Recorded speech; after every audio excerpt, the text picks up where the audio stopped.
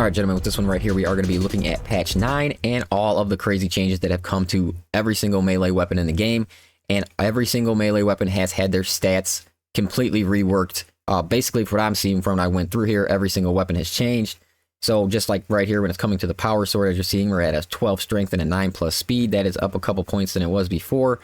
And just everything has completely been rebalanced. Now you're looking at the power sword, and the block version right here is going to be a strength of 17. And then a low speed of 1+. And the balanced versions of the weapons, honestly, guys, I'm going to go in and test these out very soon. They are looking very nice. It's just depending how well the parry windows are and if they fixed anything like that. So we will be checking that out very soon here. But overall, the numbers on everything look insane. And just, I mean, I can't imagine what the 17+ power fists are going to be charging up and hitting for right now. So I'm just saying, guys, everything is completely different when it comes to every single melee weapon. All the stats have been reworked. You're going to definitely want to go through here, and you're probably going to be switching up what you're normally running. This is probably going to change a bunch of stuff in the game overall, and I think in a positive way. All the stuff is everything. The damage numbers on everything is very high. I think it's going to help with contested health and things like that. We're going to get in there and test this out very soon. I mean, look at this balanced power sword right here. Look at those numbers on the balanced power sword. That looks insane. With a strength of 16, a speed of 7, and a cleave of 10. Yeah, that looks nuts. That don't even sound balanced at all between these two. Even dude, even look at the fencing right now. 12+ strength and 9 speed. I get it. One, you know, not much cleaving at all, but geez. Like, you know, that's almost in line. That's more in line than what the power sword was. So, and then what do we got with our knife here? So we got a 10+ and a 9. Jeez, man. These are going to hit so hard. It's like the blocking versions of the weapons, I think, got the worst end of the stick, kind of. They've really lost, like, they didn't really gain any cleaving. It seems like they gained like a very low amount of strength. In this case with the knife, I don't even think the knife gained any strength. It might have gained that plus, but I'm pretty sure it was already 16, and I don't think the speed went anywhere either. Actually, the speed might have went down on this, but it is very apparent that they are wanting people to go in and try out the balanced weapons. So I suggest going in there, giving a balanced weapon a try, seeing how it performs. And if you don't want to do that yourself, I'm going to have a video coming out very soon explaining if the balanced weapons are feeling more balanced in general throughout the game. And then another thing I did want to talk about is going to be the assault here. So he did have some reworks.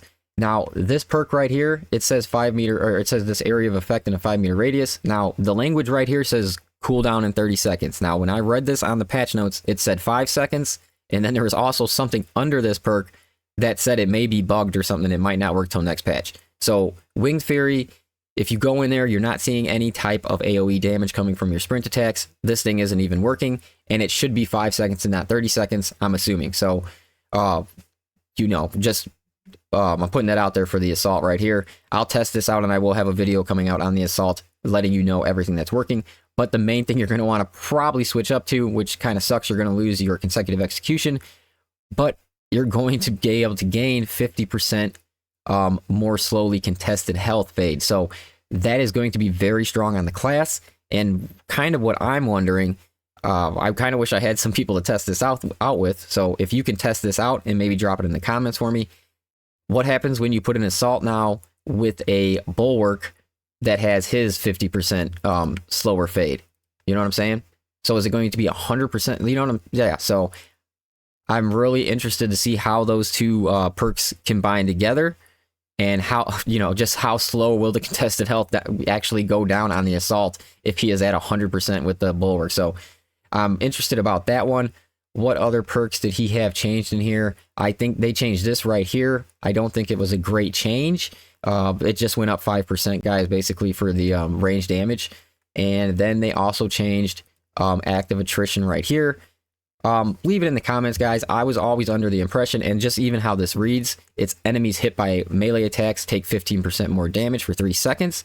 So my whole thing was, So your initial attack is not 15% damage. It's not until you hit them and then they start taking 15% damage. Now, I'm pretty sure I'm correct on this. If I'm not, please correct me in the comments. But even with this extra 5%, this still sounds worse than, this still sounds worse to me than the majors and extremists right here. This one sounds like, you're going to have to get a shot in first, and then it's only lasting 3 seconds. So you much rather have the 15% for majors and extremists. If this stacked in some kind of way, as in 15% damage for 3 seconds, but every time you hit them in the 3 seconds windows, it was going up. But I know it didn't work like that before. So active attrition, test it out, guys. But this one still seems in practice better. But as I said, I'm going to go in and test that one out. But the main one in here is definitely this, contested health fades 50% more slowly. That one is very, very good right there for the assault. Do I wish they would have did more for the assault? Yeah, but I haven't been in there. I haven't tested out how the new the melee weapons are giving you contested health back. They have a lot more strength on them, most of them, a lot of speed on them, and then you're grabbing the 50% contested health slowly, the more slow. So, there is a good possibility that his survivability should go up some for sure. And then also his chainsword and the they said the power sword, but I mean the power sword already got this buff, so I don't even know why they put that in there. But they're saying the chainsword and the power sword should both have better ground pound damage values than what they did before.